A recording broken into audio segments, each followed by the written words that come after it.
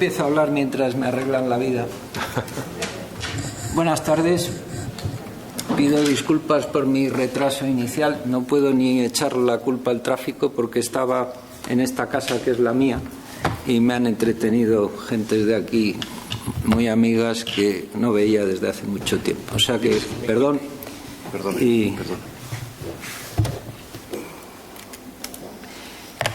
Y quiero decir que cuando me indicaron que se trataba de hablar solo 20 minutos y el tema era ingeniería, escultura, y no te preocupes, Miguel, que no vas a tener ningún problema con eso, pues me entró un poco de rechazo, ¿no? Porque que ingeniería, escultura, como ha dicho Javier suavemente y yo digo más bruscamente, es simplemente una tautología, no tiene, no añade. Pues no lo sé. No veo nada.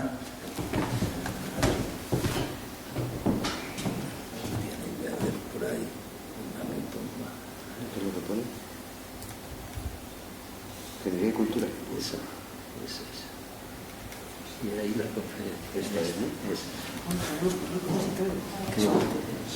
Después no puedo mostrar parte del texto. Se sale deformado. Vamos a ver, ahora sí se ve aquí. No, en la pantalla se ve bien. Vale. Espera, siéntate aquí, Miguel. Vale, ahí. Para ahí. Sí, yo creo que mejor, sí.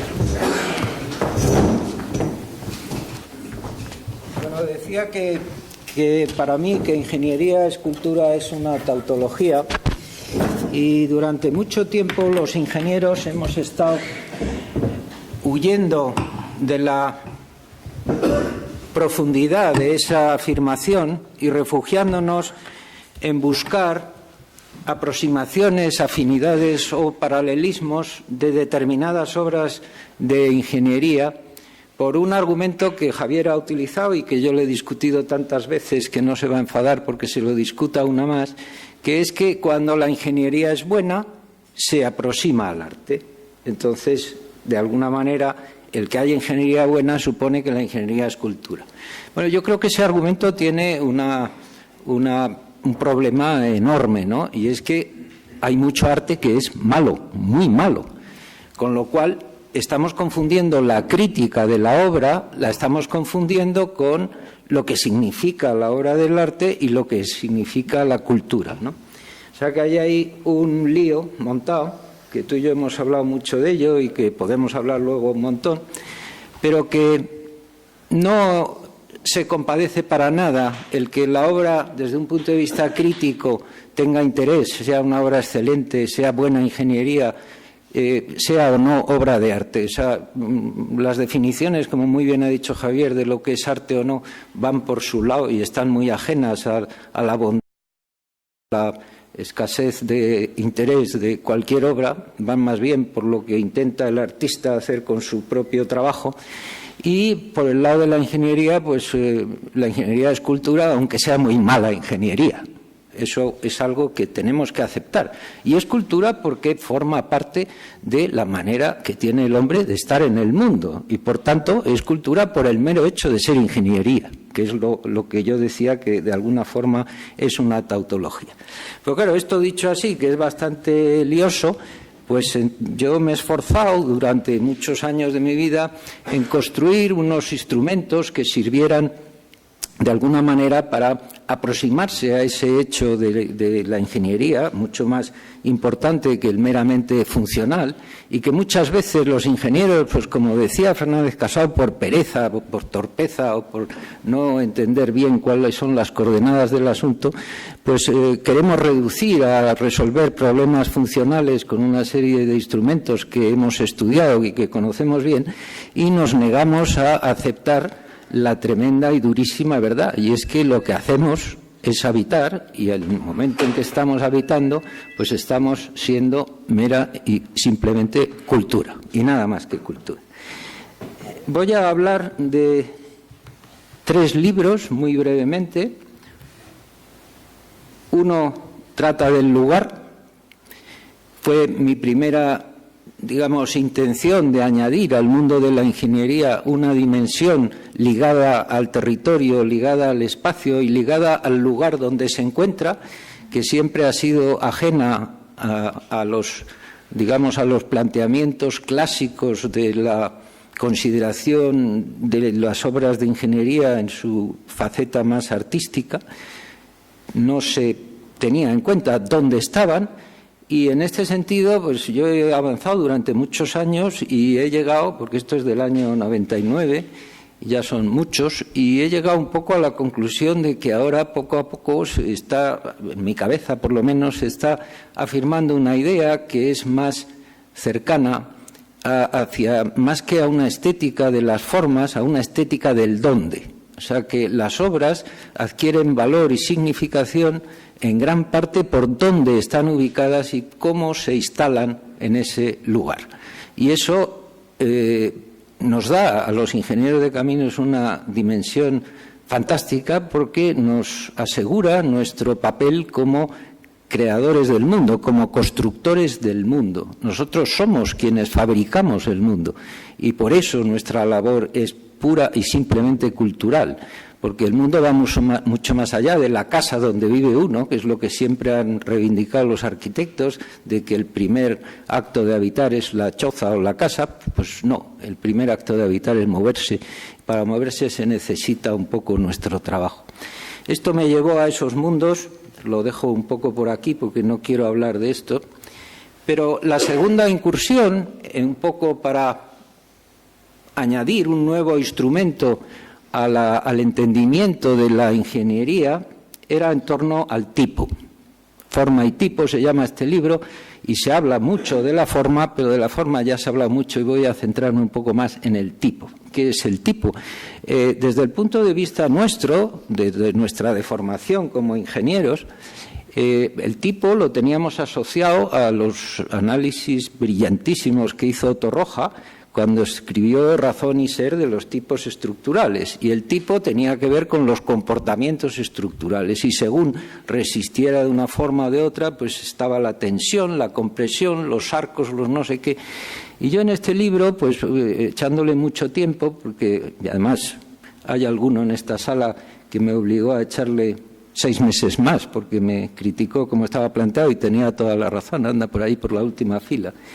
Y le dediqué 1 año más casi de lo que yo quería para descubrir que el tipo no tiene nada que ver con las estructuras ni con los comportamientos, sino que es otra cosa. Primero, es un instrumento de proyecto y segundo, es una herramienta que te permite escudriñar la realidad para buscar afinidades y contrastes y agrupar las cosas en su proximidad o lejanía. Con lo cual, el tipo resulta ser un instrumento por donde entra en nuestro trabajo todo el caudal de nuestra propia disciplina. Entra la historia, entra el tiempo. Estamos haciendo un puente y detrás de nosotros están todos los puentes que ha hecho el hombre. Estamos haciendo un arco y detrás del arco están todos los arcos que ha hecho el hombre. No somos neutros cuando cogemos el lápiz para pintar un puente como pretendía Torroja. Pintamos un puente y se ven las compresiones. Cuando pintas un arco, decía Torroja, se ven, se notan las compresiones. Pues no. Sí, lisa y llanamente no. Las compresiones no se notan ni las nota nadie. Estamos utilizando unas formas heredadas de la cultura y las estamos dando una nueva vida gracias a nuestro saber hacer con la forma. Eso me costó bastante tiempo establecerlo y ha cambiado bastante mi manera de ver las cosas porque me ha permitido aproximar distintas obras de ingeniería que antes estaban completamente incomunicadas. Y este es el tercero de los libros un poco así más teóricos que yo he hecho, que es este de qué significa construir.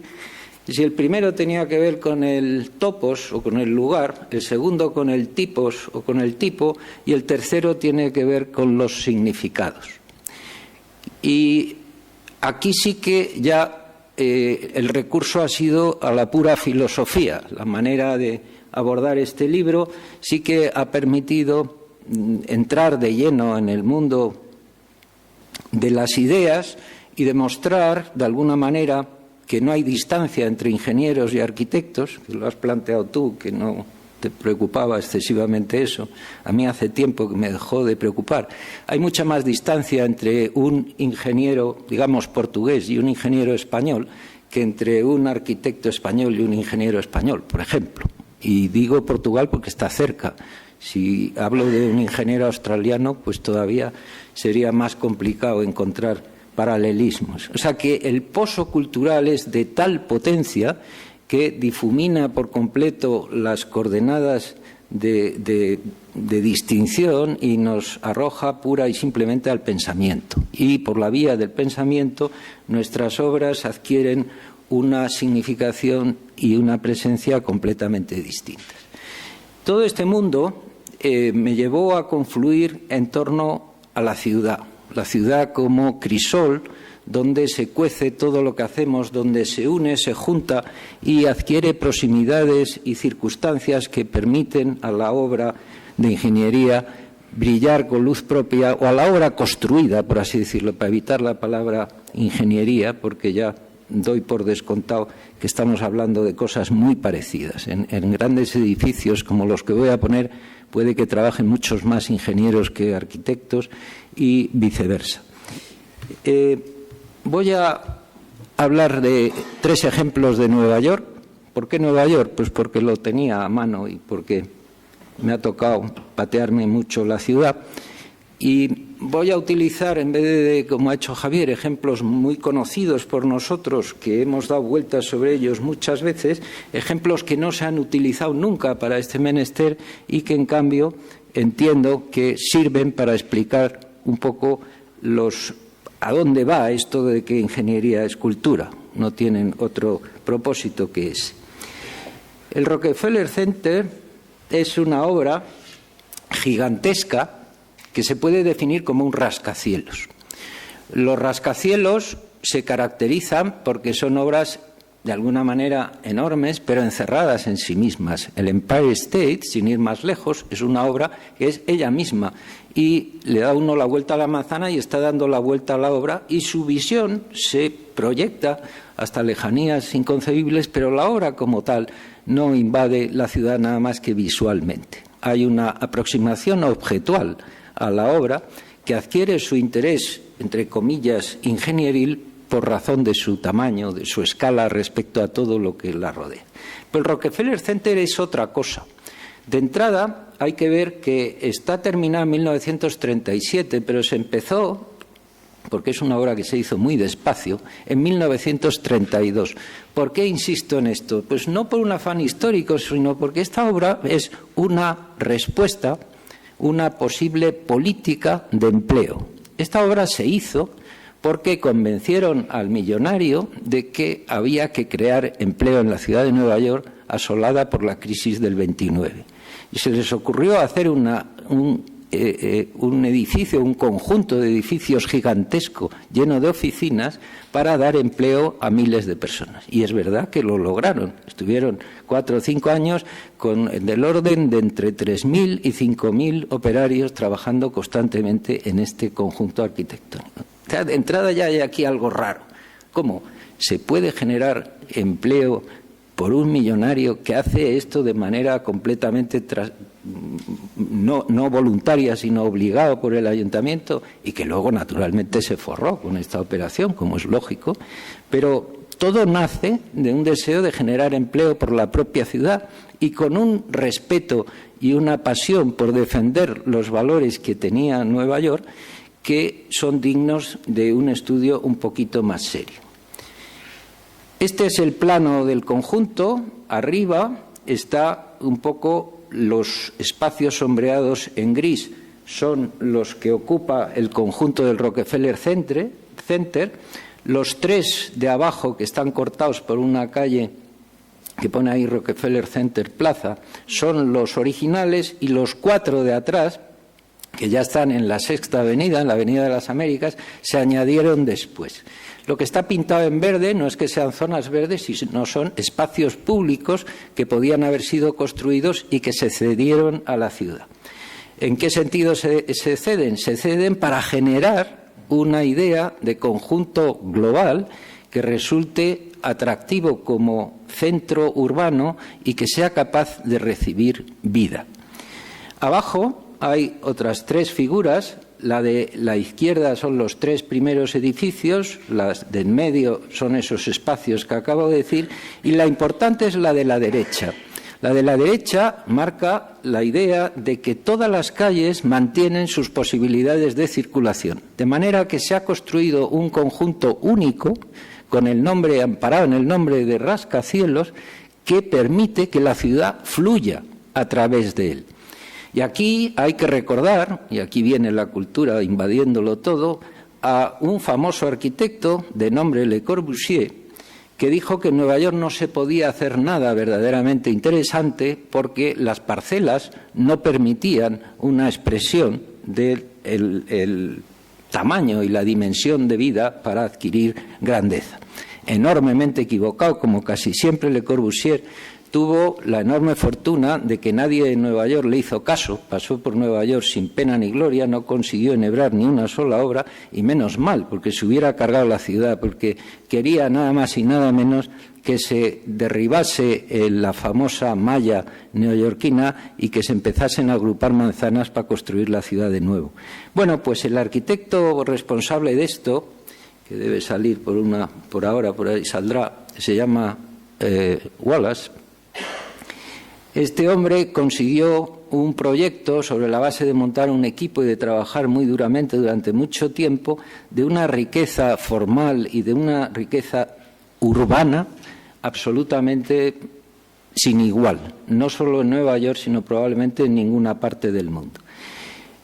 Aquí se ve un plano muy poco conocido donde se ven las cubiertas de los principales edificios, que si lo ven con cuidado, yo creo que se observa ahí, son jardines. Todas las cubiertas de estos edificios eran jardines a los cuales se podían subir por unas pasarelas que estaban conectando todos los jardines, de manera que no solo se ofrecía el espacio de abajo a la circulación habitual de las tiendas, los peatones, los coches, etcétera, es decir, a la propia ciudad, sino que además arriba se generaba una enorme y gigantesca plaza llena de jardines que iban a dar una segunda posibilidad de vida a esta zona de la ciudad.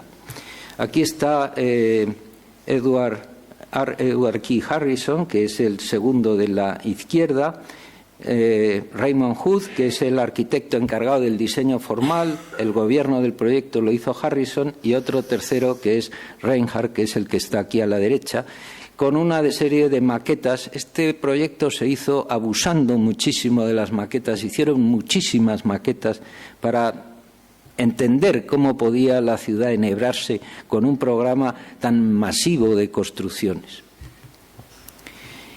El aspecto conseguido es asombroso en cuanto los edificios tienen una total autonomía como torres, como rascacielos, tienen sugerencias relativas al viejo problema de escalonar los rascacielos que surgió por las ordenanzas aquellas de dejar entrar la luz a las calles, pero a la vez forman parte indiscutiblemente de un amplio conjunto que es homogéneo, que es orgánico, y a la vez dejan pasar la vida por todos sus poros. Hay calles, tanto peatonales como de coches, y las torres se insertan con total respeto de la geometría de las calles. Quedan pocos jardines arriba, quedan un par de ellos delante y alguno detrás que para verlo hay que encaramarse a los grandes almacenes SAC que están en la Quinta Avenida enfrente, y se ven todavía residuos arriba interesantísimos de los jardines planteados por Harrison y por Wallace Key Harrison y por Raymond Hood arriba de los edificios. Ahí se ve otro. Esto no sé por qué se queda negro. Bueno, el caso es que se estructuran una serie de plazas en torno a los grandes edificios que están llenas de obras de arte. Aquí se ha llamado a las bellas artes para que se incorporen al proyecto junto con los grandes rascacielos para dar digamos, otro aire a ese conjunto de espacios públicos que se generan en torno a los grandes rascacielos. Ya no es lo del Empire State y una acera de 4 metros de ancho que le rodea. Esto es otro concepto completamente distinto. Se está creando ciudad por mor de hacer esta obra, y aquí, no me quiero extender, pero hay obras de arte de artistas conocidos que cambian con el tiempo, que van mejorando esta plaza, este espacio único. Se da entrada directa al Art Deco de una manera espectacular. El Art Deco está omnipresente, es lo que se llevaba, por así decirlo, en la época, de manera que este edificio inmediatamente genera una nostalgia a los usos artísticos y a las formas artísticas de una determinada época, que está presente en las portadas, en las esculturas, en las pinturas que hay en los vestíbulos interiores, en los edificios, en este Atlante que está en la Quinta Avenida, que adquiere vida cuando se hace de noche y todo se empieza a iluminar y se llena aquello de gente. El Rockefeller es un sitio donde a los neoyorquinos les gusta ir. Les gusta porque se sienten partícipes de una ciudad maravillosa y que tiene vida propia, y les gusta ostentar la condición de participantes en esa cuestión. Y cuando llega la noche y todo se enciende y cobra vida, pues es una multitud. La idea de multitud es inseparable, la idea de multitud de metrópolis es inseparable a Nueva York y a todas las grandes ciudades, pero eso nos llevaría a una disquisición que no hay tiempo de acometer aquí. Los escaparates de las tiendas de la zona se recrean en la arquitectura. Es curioso que esta es una tienda de modas y están ahí representados el Empire State, el Chrysler Building, las torres del otro lado, que no me acuerdo cómo se llaman, edificios completamente reconocibles. Este de ahí aquí es el Met Insurance Life, el de la pirámide de dorada que tiene en la cabeza. Y todas ellas, estos son los bloques de esto sugiere un edificio institucional clásico. Bueno, todo está de alguna manera como una especie de homenaje a sus congéneres rascacielos, o sea que todo allí respira ese ambiente de glorificación de una manera de construir propia de la ciudad, que es la que le da vida, y realmente es un hecho cultural sin precedentes. Esto va mucho más allá de las tensiones, las deformaciones, las cimentaciones. Yo les podía hacer una conferencia de 2 horas sobre cómo el rascacielos solo surgió cuando se resolvió el problema de cómo cimentar las cosas sin hacer unas zapatas gigantescas, o cuando surgió el ascensor, pero he preferido llevar las cosas por este camino porque me lo ha pedido Miguel Ángel, en definitiva, ¿no? Pero cuando llega la Navidad, que llega muy pronto, la Navidad ya está allí instalada, no sé si ya estará la decoración, pero la instalan muy pronto porque los neoyorquinos lo exigen. O sea, hay un clamor de que se enciendan las lucecitas y los arbolitos, y que todos los años cambia, y las tiendas de por ahí se vuelcan en convertir aquello en una fiesta. Y por las noches, al iluminarse los edificios, pues se convierten en objetos de otra cualidad distinta, que da un poco igual, ¿no, Javier? Si son arte o no son arte, esto es, ¿qué más da? Pues es otra cosa, ¿no? Pero nos interesa y nos fascina, y nos mete en un mundo donde la gente participa, y participa muy activamente. Esto era un vídeo que, como me han quitado mi ordenador, pues lamento que no puedan ustedes ver. El segundo ejercicio que he hecho es más difícil, porque es coger un tipo y convertirlo en un elemento generador de situaciones locales, generador de asociaciones entre diferentes situaciones de puentes, de utilización de un tipo estructural que es el arco, en un sentido que no es el suyo. Los que no son ingenieros quizá tengan problema en seguirme, pero el arco es una cosa que sirve para salvar vanos y para resistir en este sentido, como los puentes que ha pintado Javier, y el arco que aquí se coloca es una especie de gesto que se añade a la función del elemento estructural para conseguir otras cosas. Y voy a hablar del arco situado en una serie de pilas de puentes colgantes que tiene una función de servir de umbral a construcciones que son consideradas suficientemente interesantes como para que den la sensación de puerta o dar puertas de entrada a la propia isla de Manhattan, como fue la voluntad del gran Revlin cuando hizo el puente de Brooklyn. En eso, pila de piedra con unos arcos goticistas que han sido muy criticados porque los ingenieros decían ¿y por qué saca este ahora un arco gótico? Bueno, pues él lo explica muy bien en la memoria donde escribió qué quería hacer con el puente para conseguir el dinero de los accionistas y convenció a los accionistas de que financiasen la obra diciendo que iba a hacer un monumento comparable a las grandes catedrales europeas. Se metió de lleno en el mundo de la cultura para convencer de la viabilidad de una obra a los inversores. O sea que estoy metiendo la cultura en la propia génesis de la financiación de la obra pública. Y eso es lo que me gustaba, este ejercicio difícil, que es como una pataleta frente a eso de no te va a costar nada hablar 20 minutos sobre la cultura. Bueno, pues me está costando y lo estoy compartiendo con ustedes. Este señor, Otmar Ammann, ingeniero civil, es el responsable de todos los grandes puentes de Nueva York y trabajó con el famoso Robert Moses, que es el manager que ponía en marcha todos los mecanismos tan difíciles en una ciudad así para que esos puentes fuesen realidad, pero el que los diseñaba era Otmar Ammann con un enorme acierto, este hombre.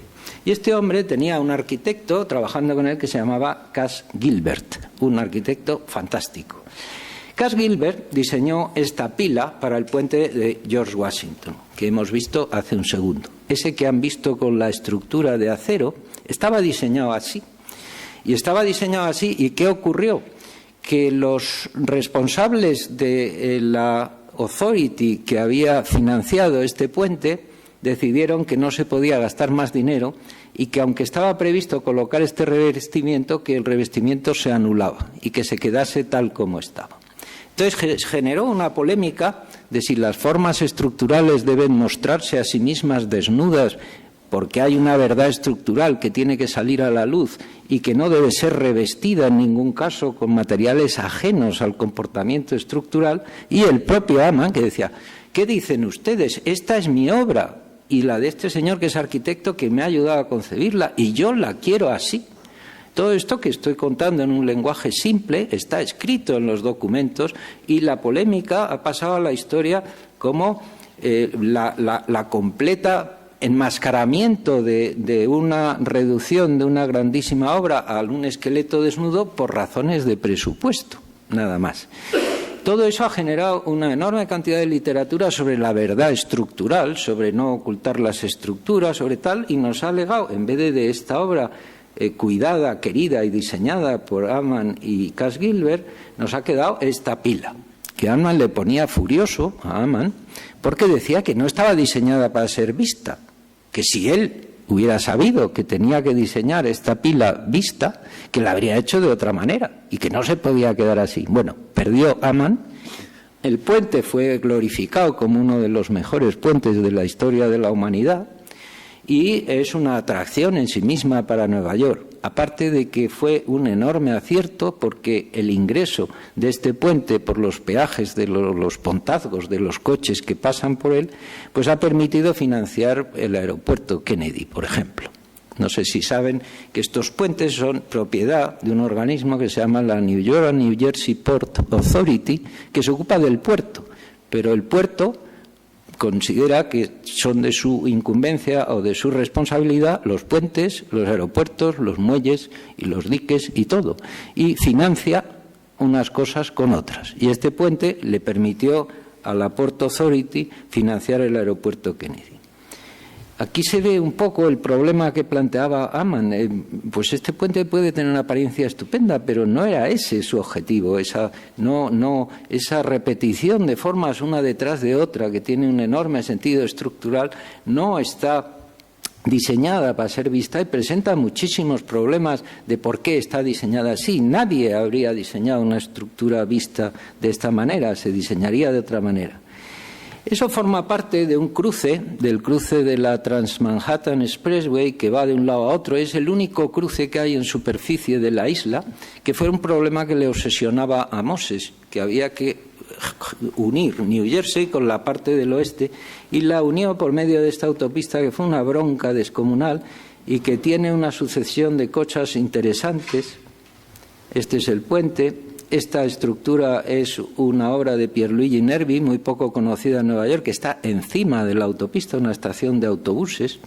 Estas torres son lo que diseñó Moses para alojar a la gente que había habido que eliminar de ahí para que pudiera pasar la autopista. Les dio viviendas en estas torres, 4 torres gigantescas encima de la propia autopista.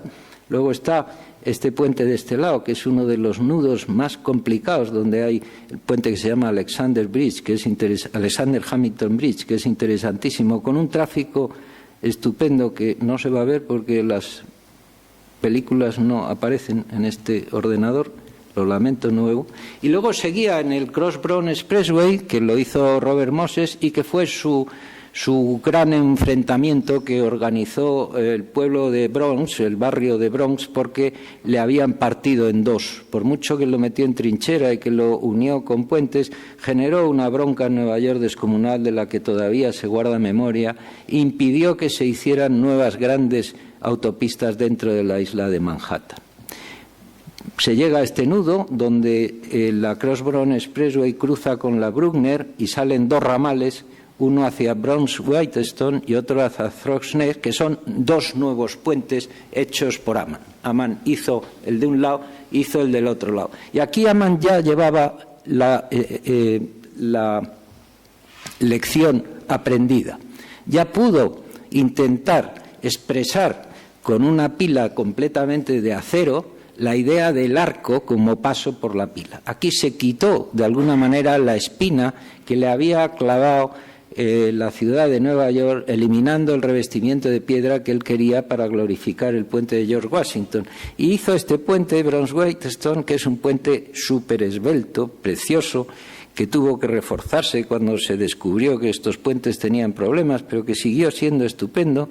Y les pido que vean ese arco que hay. Hay 2 arcos, el de arriba, que es el que tiene sentido porque es un portal, y el de abajo, que es un manierismo. Lo ha repetido abajo porque lo tenía arriba, pero en realidad se dio cuenta enseguida, y cuando hizo este segundo puente años después lo quitó, de que el arco de abajo no tenía ningún sentido porque no significaba un umbral o un portal de entrada para nada, y ya lo quitó de este puente. Y luego, más adelante, cuando hizo el Verrazano, ya encontró la forma, la síntesis perfecta del arco como portal de entrada incorporado a la pila del puente colgante realizada en acero. Material, tipo estructural y lugar se unen aquí de alguna manera en una obra esplendorosa para explicar cómo todo este conjunto de hechos culturales confluyen en la misma ciudad, en la misma cosa, y solo son de alguna manera explicables o entendibles cuando se conoce la génesis de toda la historia y por qué son así cada una de estas cosas. Amman se quedó tranquilo con este puente porque consiguió, al cabo de tantos años y tantas obras, consiguió por fin expresar lo que él quería, ¿no? Que era lo que de alguna manera Revlin en el siglo XIX había intentado explicar con aquellas pilas goticistas de piedra. Y la tercera obra es un puerto, que también es muy raro que los ingenieros hablemos de cultura para hablar de los puertos, porque nuestra profesión es una profesión aditiva, somos de caminos, canales y puertos. Y hay muy poca gente en la profesión capaz de relacionar los unos con los otros. Estamos como segmentados. Y unos hablan de sus puentes, otros de sus puertos, otros de sus presas, y entenderlas, que participen de un lenguaje común, es ciertamente difícil. Y yo me he obligado a mí mismo aquí, en 20 minutos, que ya debo estar sobrepasando, me he obligado a intentarlo metiendo estas cosas apresuradas en el mismo Nueva York. El puerto de Nueva York ha cambiado 1000 veces de configuración y sigue haciéndolo, ha ocupado diferentes partes de la isla, de la ciudad, de Brooklyn, de todos lados, y se sigue moviendo porque los puertos tienen una característica esencial, y es que se quedan obsoletos enseguida y requieren unas instalaciones completamente diferentes en cuanto pasan 20 o 30 años. Y cambian de lugar si tienen la oportunidad de hacerlo. Y como las aguas de toda esa inmensa sucesión de ríos y bahías están protegidas, pues el puerto de Nueva York ha tenido la facilidad de instalarse donde ha querido. Y entonces aquí en Brooklyn, pues decidieron que el puerto antiguo, que es ese conjunto de piers, esas plataformas que prolongan las calles hacia dentro del agua, que era como estaba construido todo el puerto de Nueva York, se fueron quedando obsoletas y sin vida, y de pronto una persona clarividente, bastante lista y preparada, hizo la propuesta de convertir esto en un paseo y convertir esas plataformas en jardines, unirlas con unos circuitos de verde y de caminos y de pistas para el disfrute de las bicis y de los paseos y de todo, y cambiar por completo la fachada que daba que tenía Brooklyn hacia el río, hacia el East River y hacia la isla de Manhattan y Nueva York. De siempre Brooklyn era la ciudad rica, Manhattan era la pobre, y con el tiempo todo cambió y Brooklyn se quedó ahí medio arrinconada y era necesario otorgarle nuevo empuje, nuevo aliento para que hiciera cosas atractivas. Y se les ocurrió hacer esta obra fantástica del Brooklyn Promenade, que es un conjunto de jardines y de espacios muy atractivos que dan una manera de entender esos espacios completamente distinta y nueva. Esto forma parte del proyecto inicial para que ustedes lo sitúen. A la derecha se ve Manhattan y los antiguos piers que han sido eliminados. Estos han sido eliminados el año pasado. O sea, esta ciudad se destruye y se construye a tal velocidad que uno va un día intentando ir a un restaurante y lo han demolido, pero lo han demolido la pila entera. Esto me pasó a mí, de un mes para otro no pude asistir, no pude entrar en los restaurantes que quería porque los habían eliminado radicalmente de allí. Entonces la orilla que se ve a la izquierda es Brooklyn, el puente es el puente de Brooklyn y la isla que se ve allí es la isla que hay a la entrada del puerto de Nueva York, que no me acuerdo ahora cómo se llama, donde hay una fortaleza y todo esto. La Estatua de la Libertad está en la otra isla que se ve detrás de la punta de Manhattan al fondo y el puente, como digo, es el de Brooklyn. Esta persona, Amanda Burden, que era la jefa de planeamiento de la ciudad de Nueva York, una millonaria que enviudó y quería hacer algo, hizo un par de másters en universidades de prestigio y la contrató Bloomberg para que se ocupara nada más y nada menos que del planeamiento de la ciudad.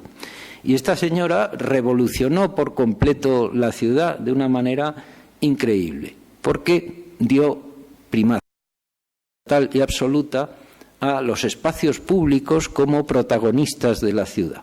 En sus declaraciones hay un vídeo famoso, si entran en cualquier buscador y ponen Burden, Amanda Burden, Nueva York o Burden Nueva York, le sale inmediatamente la conferencia que está en español y que les recomiendo, donde ella argumenta que lo más importante de las ciudades es el espacio público y que cuidando el espacio público se es capaz de cambiar totalmente el carácter de la ciudad.